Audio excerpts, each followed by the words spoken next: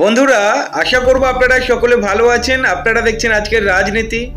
আপনাদের কাছে একটাই অনুরোধ, চ্যানেলটি সাবস্ক্রাইব করবেন, আমাদের পাশে থাকবেন। বন্ধুরা, আপনারা দেখলেন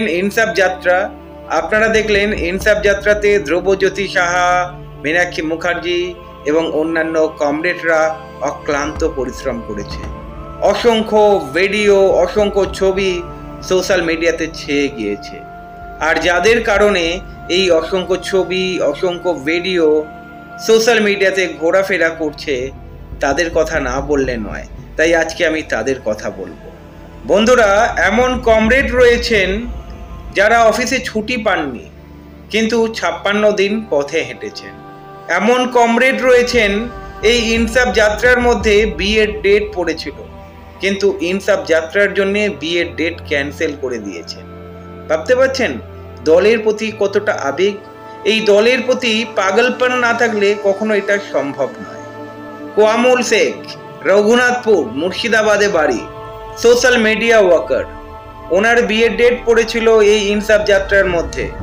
ইনসাফ যাত্রার জন্যে উনি বিয়ের ডেট ক্যান্সেল করে দিয়েছেন। সোশ্যাল মিডিয়াতে যেসব ছবি দেখতে পাচ্ছেন, ভিডিওস দেখতে পাচ্ছেন, এনার দৌলতে। ইনি কোথাও গাছে উঠে, একবার মিছিলের সামনে, একবার মিছিলের পেছনে, একবার ছাদে উঠে, একবার মাচায় উঠে, মানে কোথায় না কোথায় উঠে উনি ভিডিও বানিয়েছেন। ভাবতে পারবেন না আপনারা। মানে এনাদের জন্যই কিন্তু আজকে ইনসাফ যাত্রা সফল বলা যেতে পারে। এনারা যদি এই ভিডিওগুলো সোশ্যাল মিডিয়াতে পোস্ট না করতো, ছবিগুলো পোস্ট না করতো, আপনারা দেখতে পেতেন না।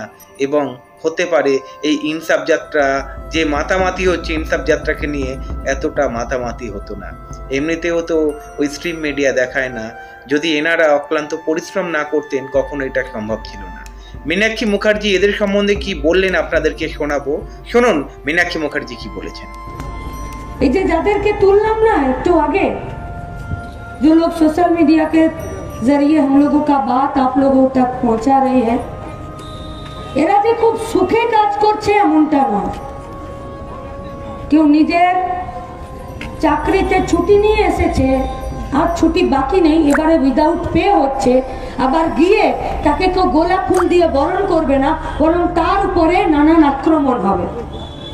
এখানে কেউ নিজের চাকরির ইন্টার্নশিপটা ছেড়ে দিয়ে সে এখানে কাজ করছে, পথ হাঁটছে, এখানে সোশ্যাল মিডিয়ার কাজ করছে।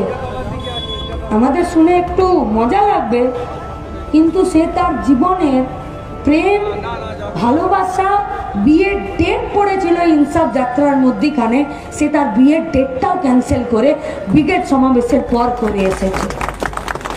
এ শুধু আবেগ নয়, এ এক দায়বদ্ধতা। আর এই দায়বদ্ধতা পালন করতে গেলে অনেক কষ্ট সহ্য করতে হয়। वो मोदी जी है जो एक दिन चाय बेचते थे, आज वो देश को बेच रहे हैं, रेल को बेच रहे हैं, बैंक को बेच रहे हैं। और जो लोग बैंक वाले थे वो लोग आज बैंक और रेलवे के बाहर चाय बेचने के कगार पर है।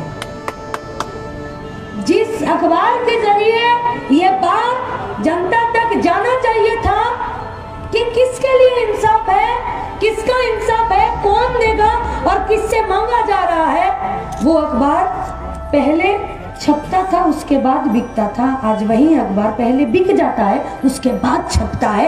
এই জন্য সোশ্যাল মিডিয়ার দরকার। আমরা যদি 2400 কিলোমিটার পথ হেঁটেছি, আমরা দাবি করতে পারি ওরা 4800 কিলোমিটার পথ হেঁটেছে, একবার মিছিলের শুরুতে, একবার মিছিলের পিছনে।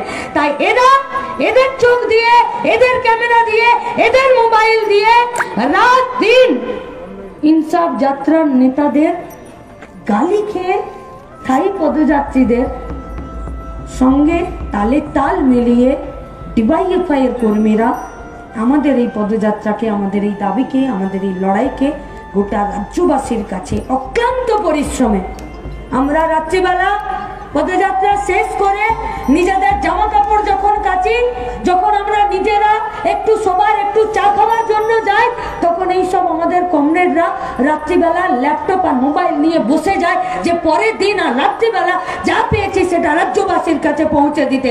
তাই আমরা যা করছি সেটা আপনাদের কাছে পৌঁছে দিচ্ছে আমাদের এই সোশ্যাল মিডিয়ার কর্মীরা। তাই আমরা হেঁটেও আছি, আমরা নেটেও আছি। লাল সালাম আমাদের সোশ্যাল মিডিয়ার কর্মীদের, তারা আমাদেরকে শেখাচ্ছে, আপনাদেরকে উদ্দীপিত করছে।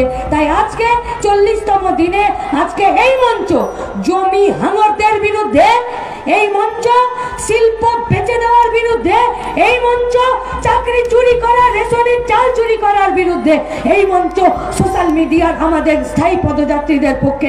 লাল সালাম সোশ্যাল মিডিয়ার স্থায়ী পদযাত্রীরা, লাল সালাম আমাদের স্থায়ী পদযাত্রীরা এবং অসংখ্য মানুষ যারা প্রতিদিন হেঁটে আমাদেরকে শক্তি, সাহস এবং মেজাজ যোগাচ্ছেন। লাল সালাম আপনাদের।